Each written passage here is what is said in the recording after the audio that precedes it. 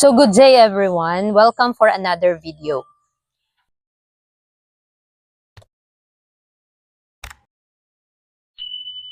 Muling pag-aaralan ang The Voice in Speech and Song, Chapter 52, entitled, Bawat Tao ay May Orihinal na Kakayahan. So dito natin makikita na bawat isa sa atin meron tayong personal na kakayahan, mga kalakasan na dapat natin ma-improve pa. Kahit yung mga kahinaan natin, kailangan nating mapanagumpayan at kailangan nating ma-improve yung anong meron sa atin. Ano yung mga talento na pinagkaloob ng Panginoon sa atin. So samahan niyo po ako sa ilang mga minuto natin pong pag-aaralan ang kanyang mga salita. Sabi sa Jeremiah chapter 17 verse 5, sinasabi ng Panginoon, sumpain ang tao na tumitiwala sa tao at ginagawang laman ang kanyang bisig at ang puso ay humihiwalay sa Panginoon. So marami ngayong mga tao na nagtitiwala lamang sila sa mga salita ng ibang tao. Kaya sila parang nanghihina, nagpapanghinaan ng loob dahil ang kanilang tiwala ay nasa tao kaysa sa Diyos. Kaya wag nawa nating ipangaral na magtiwala sa tao kasi maraming nabibigo o lalong-lalo na sa atin bilang mga tagasunod ni Kristo, kailangan nating maipakita ang karakter ni Kristo, wag tayong magtingin sa tao. Sa pagpapatuloy po, sabi sa The Voice Speech and Song 299, paragraph 1, walang dapat gayahing tao. Ang mga ministro ay hindi kailanman dapat manggaya ng kilos ng sinumang tao. Ang kanyang mga gawi, tindig, paraan ng pagpapahayag o tono ng boses, hindi sila dapat maging anino ng sinumang tao sa pag-iisip, sa damdamin o sa pagbuo na at pagsasagawa ng kabuuan ng gawain. Kung ginawa ka ng Diyos na pastol ng kawan, ibinigay niya sa iyo ang kakayahang kailangan upang ganapin ang gawaing iyon. Sinasabi ni Kristo, at huwag kayong magsitawag ng sinumang na inyong ama sa lupa, sapagkat iisa ang inyong ama, siya na nasa langit. Hayaan ang bawat tao na kunin ang kanyang Biblia at ilagay ang sarili sa banal na pakikipag-ugnayan sa dakilang guro. Ang Diyos ang pinagmumulan ng lahat ng kaalaman at karunungan. So dito pinapaalala sa atin ng Panginoon na siya lang ang dapat nating sambahin at paglingkuran. Wala na pong ibang taong magbibigay sa atin ng mga ehemplo sa paggawa ng mabuti. Wala tayong ibang dapat na ginagawang idolo o anino man ng tao. Dahil ang nais ng Panginoon, siya lang ang ating titingnan at gagayahin. Dahil tayong lahat ay nagkakamali, nagkakasala, ang ating Panginoon na banal sa lahat ng bagay, ay kailangan natin siyang gawing huwaran, gawing ehemplo sa buhay natin. Kaya nawa paalala ito sa atin na huwag po natin gawing idolo yung ibang tao sa pagsasalita kung ano man yung mga mabubuti niyang gawa.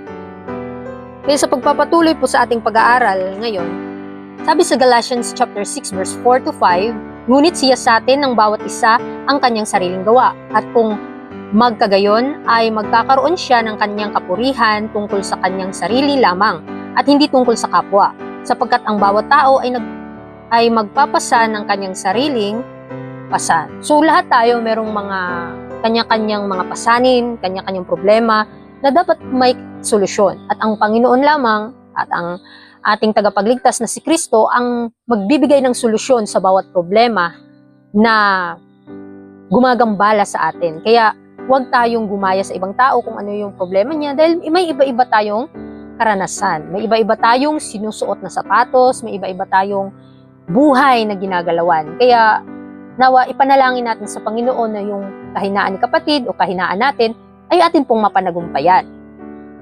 Kaya sa Psalms 118 verse 8, sabi dito, lalong mabuti ang manganlong sa Panginoon kaysa maglagak ng tiwala sa tao.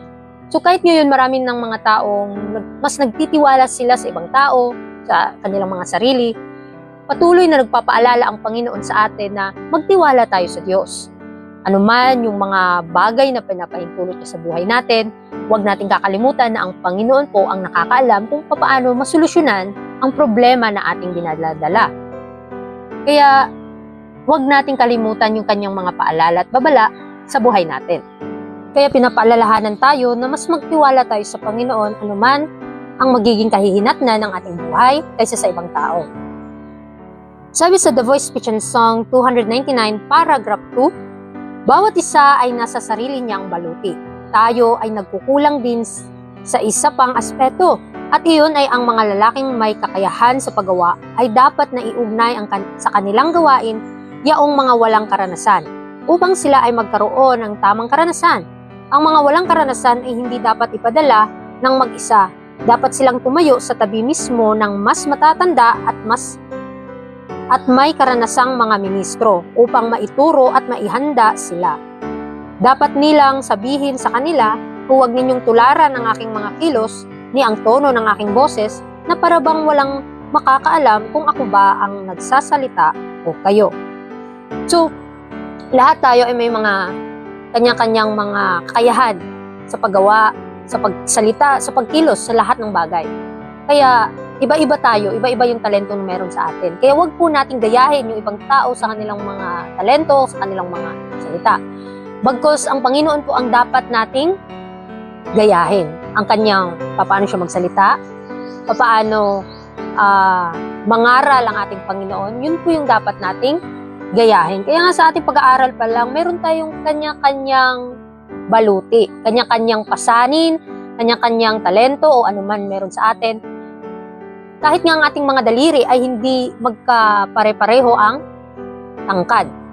Kahit ang ating mga fingerprint po, mga kapatid, sa billions of people sa mundo natin, ay iba-iba po yung fingerprint po natin.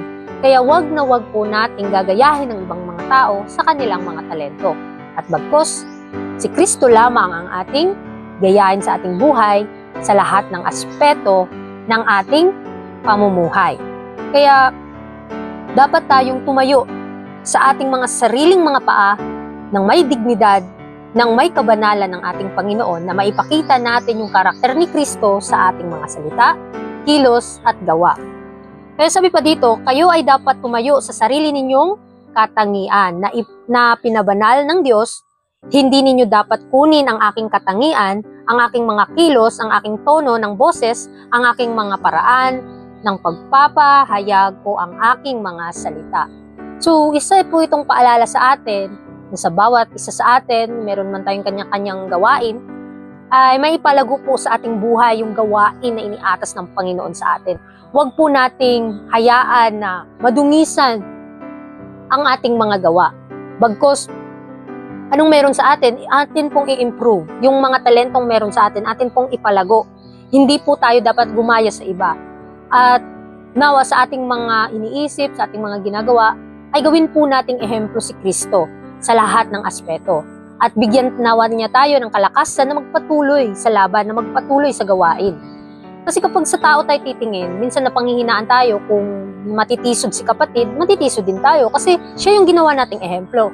Kaya kapag si Kristo ang ating ginawang ehemplo sa buhay natin, magiging maganda yung resulta ng ating paggawa dahil kailanman si Kristo ay hindi natisod at kailanman si Kristo ay nagpatuloy sa gawain na iniatas sa kanya ng kanyang Ama. Kaya gaya sa atin ngayon na atin pong pinag-aralan ang chapter 52 ng The Voice, Speech and Song upang atin pong malaman at atin pong makilala na meron pala tayong kanya-kanyang talento, na mas makilala natin yung ating sariling abilidad, kung ano yung mas maipapakita pa po natin para maluwalhati ang ating Panginoon at ano yung maibabahagi nating katotohanan sa buhay ng ating Panginoon. O ang buhay ng ating Panginoon, yun yung ibahagi natin sa ating pang-araw-araw na gawa. Kaya tandaan, bawat tao ay may orihinal na kakayahan at hindi mo dapat gayahin, kundi i-improve mo yung anong binigay ng Panginoon sa atin. Kaya muli, maraming salamat po sa inyong pakikinig. And until next time, God bless po sa ating lahat.